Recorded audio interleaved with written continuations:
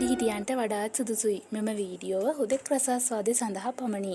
ශෘංගාරාත්මක සාහිත්‍ය පිළිබඳ විවෘත මනසක් නොමැති අය කරුණාකර නැරඹීමෙන් වළකින්න.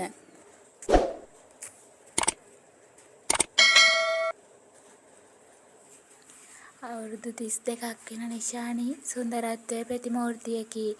ඇගේ මුවින් පිටවෙන සෑම සිනහවක්ම මිහිරි වූ අතර රන්වන් පැහැති සම සහ දෙනෙත්වල වූ අහිංසක බව නිසා විශේෂයෙන් පිරිමින්ගේ අවධානය ඇය වෙත යොමු වුණා. ඇගේ සැමියා මහේෂ් රජයේ රැකියාවක් කළ මහේෂ් කාරුණික සහ අවබෝධයෙන් යුත් කඩවසම් තරුණයෙක්. නිශානින්ගෙත් මහේෂ්ගෙත් ආදරණීය ලෝකයේ එකම ස්ථන වූයේ දරුවෙක්. වසර 7ක විවාහ ජීවිතය තුළ වෛද්‍ය ප්‍රතිකාර සියල්ලම අසාර්ථක විය. කිරිසින හා ප්‍රමාද වීම ඔවුන්ගේ හදවතට බරක් වුණා. මහේෂ් මට තවත් මේ වේදනාව දරා ගන්න බැහැ. කරන්න තියෙන හැම දේම කළා. දෙවියන්ටවත් අපේ දුක පේන්නේ නැද්ද? එක් දිනක් රාත්‍රියේ නිශානි මහේෂ්ගේ උරහිසේ හිස තබාගෙන කීවා, අපි ආයේ මුල ඉඳන් පටන් ගමු නිශානි. ඩොක්ටර්ස්ලට කරන්න බැරි දේවල් කරන්න පුළුවන් තැනුත් තියෙනවා.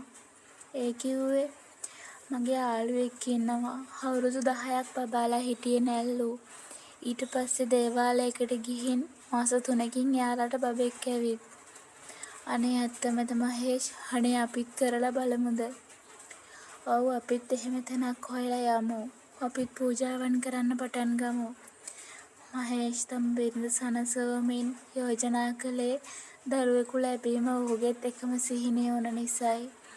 ඒ අනුව ඔවුන් දේවාල කිහිපයකටම ගිය අතර අවසානයේ කොළඹට නොදුරු ගම්බද පළාතක පිහිටි දේවාලයක් පිළිබඳව අසා එහි ගියේ දහසක් බලාපොරොත්තු හිත් තුළ රඳවාගෙනයි. එහි සිටියේ වයස අවුරුදු 50කට ආසන්න පළපුරුදු පෙනුමක් ඇති කපු මහත්තයෙක්. ඔහු නිශානි දෙස බැලුවේ තරමක් වැඩි අවධානයකින්. ඇයගේ රූමත් බව කපු මහතාගේ සිතේ අමුතු උනන්දුවක් ඇති කළා.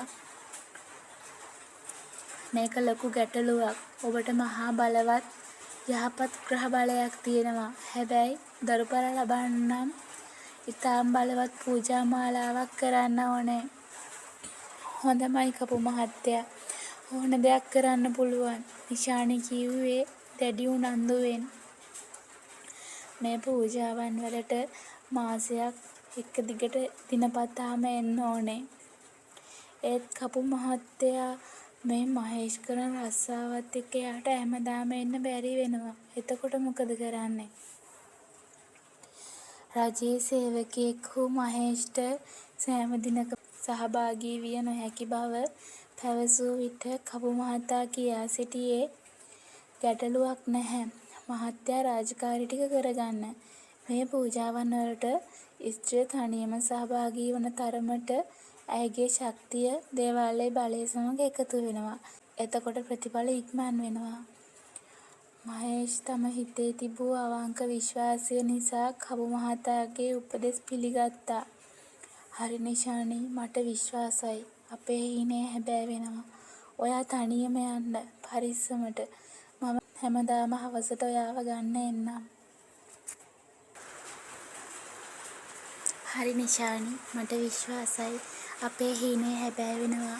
ඔයා තනියම යන්න පරිස්සමට. මම හැමදාම හවසට ඔයාව ගන්න එන්නම්. සැමියාගෙන් ලද අවසරයෙන් දිනෙන් දින නිශානි තනිවම පූජාවලට සහභාගී වුණා. ඇය දරුවෙකු ලබා ගැනීමේ එකම අරමුණින් භක්තියෙන් දේවාලයට ආවේ ගියේ.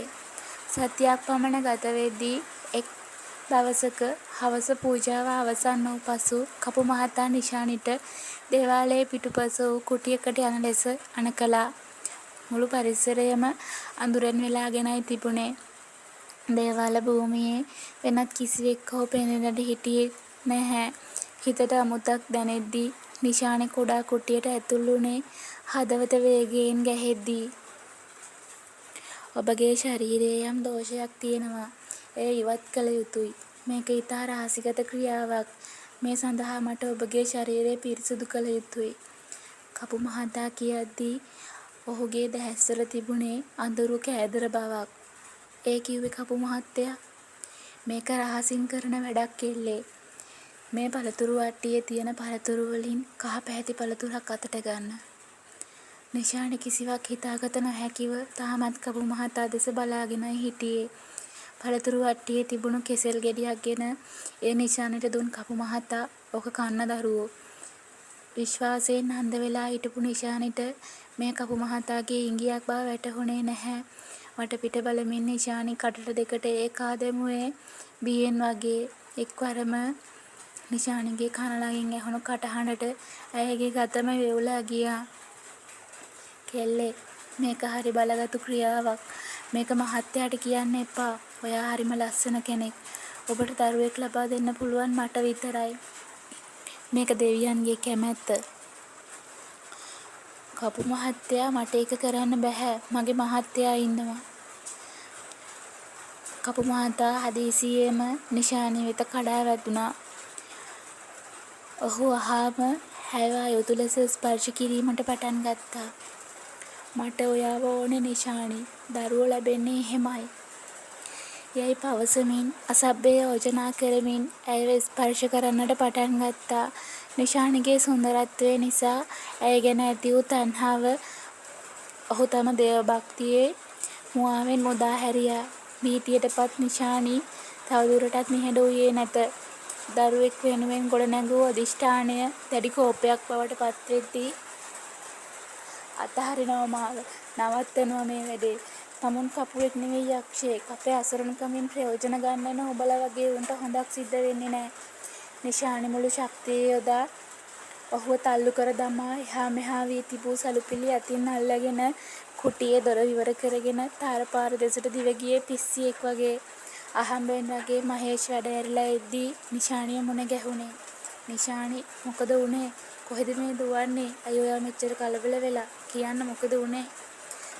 නිශානි කඳුළු සලමින් මහේෂ්ට තුරුල් වුණේ වචනයක්වත් පිට නොවෙද්දී. "මහේෂ් මට සමා වෙන්න. අර මනුස්සයා මාව ඇල්ලුවා. දරුවෙක් ඕනේ නම් මූත් එක්ක නිදාගන්න කිව්වා." මහේෂ් කෝපයෙන් දත් පිටි කෑවත් ඔහු මුලින්ම තම බිරිඳගේ වේදනාව දැක්කා. ඔහු නිශානිව ඔහුගේ උණුසුම් දෑත් වලින් වට කරගත්තා. "නිශානි ඔයා බය වෙන්න එපා. ඌ ඒ වගේ නැරුමෙක් කියලා දන්නවනම් මං කීයටවත් ඔයාව මේ ගමට තනියෙන් යවන්නේ නෑ." එහෙම කියමින් ඔහු ඇයගේ හිස අත ගෑවා. "දැන් ඇති නිශානි. අපි මේ දේවල් නවත්තමු. දරුවෙක් එන දවසක එයි. අපි දෙවියන් ගැන භක්තිය තියාගෙන ඉමු. හැබැයි අපි ආයේ කවදාවත් මේ වගේ දේවල් පස්සේ නොයා ඉමු. අපේ ආදරේ නාමයෙන් හැබැයි අපි ආයේ කවදාවත් මේ වගේ දේවල් පස්සේ නොයා ඉමු. අපේ ආදරේ නාමයෙන් මට විශ්වාසයි. ඉක්මනට දරු පැටියෙක් අපි ළඟට එනවා."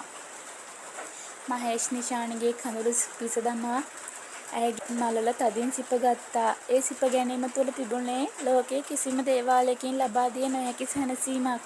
මේ සිදුවීමෙන් නිශානි තේරුම් ගත්තේ සැබෑ ආරක්ෂාව සහ විශ්වාසය ඇත්තේ තම සැමියාගේ ආදරය තුළ බවයි.